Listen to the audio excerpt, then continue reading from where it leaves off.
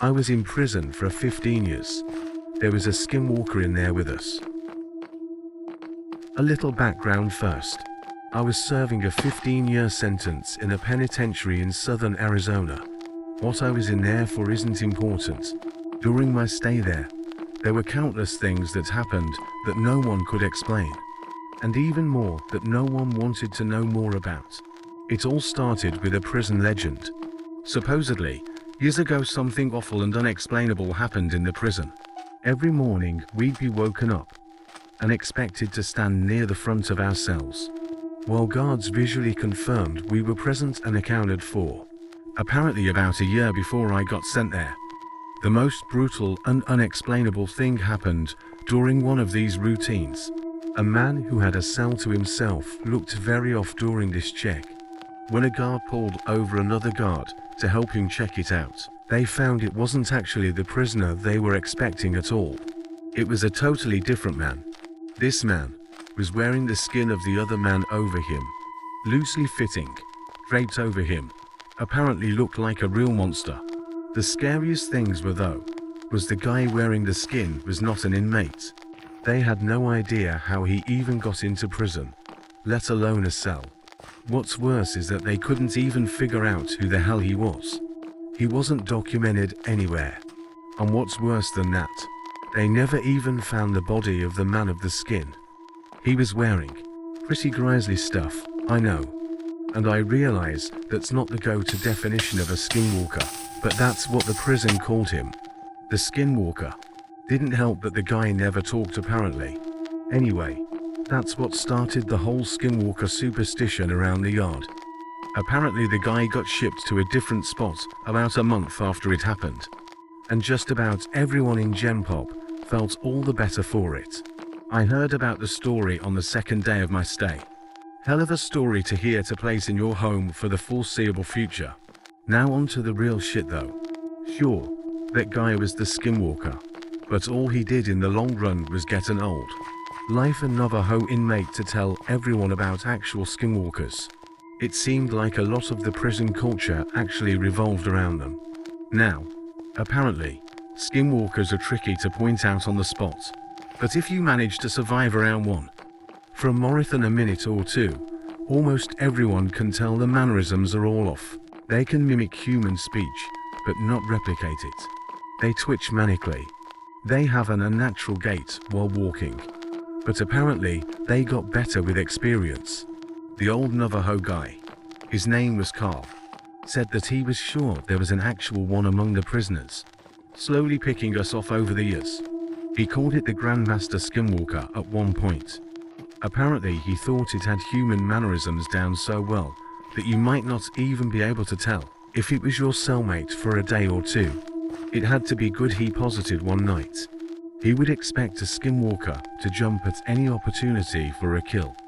But this one realized it had a revolving door of people to kill coming to it, and masterfully bided its time, as Carl thought, 4 years. A lot of guys found humor in it. A lot more were really on edge about it. Every once in a while in prison, people snap. Sometimes you'll find your cellmate swinging in front of your bunk, strung up around the neck by his pant leg. Sometimes you just can't take it anymore. But in our yard, people tended to snap in a very special way. It wouldn't be an outburst at dinner, or a silent suicide in the night. Guys would just stop talking, hunch over and shuffle around. Any friendships they had would be mostly out the window. They would turn into a loner during rec time. They would let their hair hang in front of their face. No one liked to talk about it. Like if they did, it would happen to them next. I felt the same way. I didn't know if it was a skinwalker, or just people going crazy. But I didn't want to find out. It wasn't clockwork or anything, but every time someone snapped in this way, it wasn't more than a couple weeks before they were shipped off, or transferred to God knows where without anyone else knowing beforehand.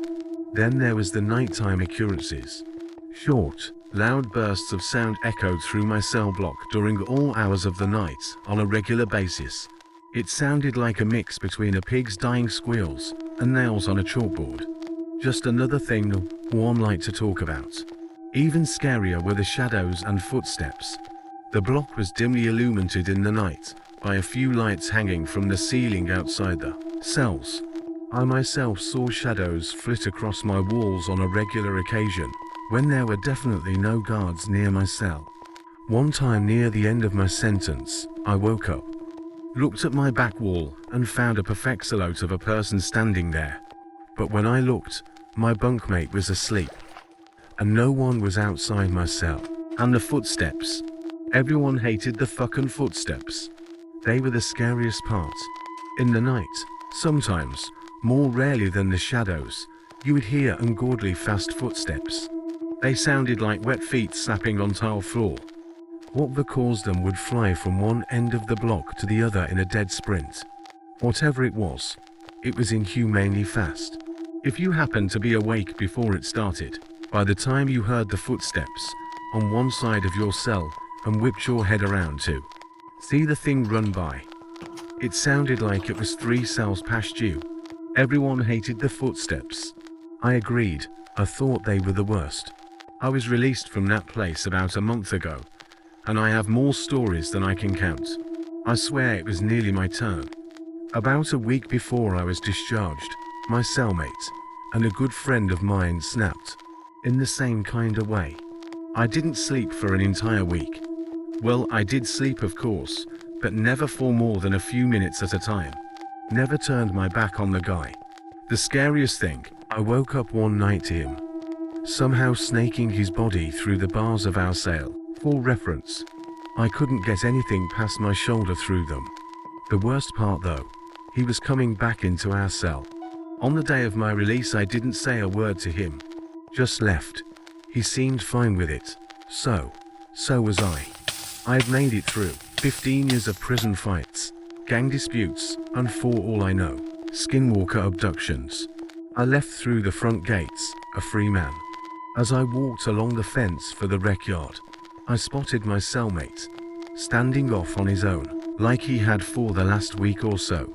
I shook my head, not even really sure if it was him anymore. I took one last look over the yard, this time from the other side of the fence. I wish I hadn't. There, standing off on his own, on the other side of the yard, was Carl, slouched over, eyeing the other inmates, and twitching manically.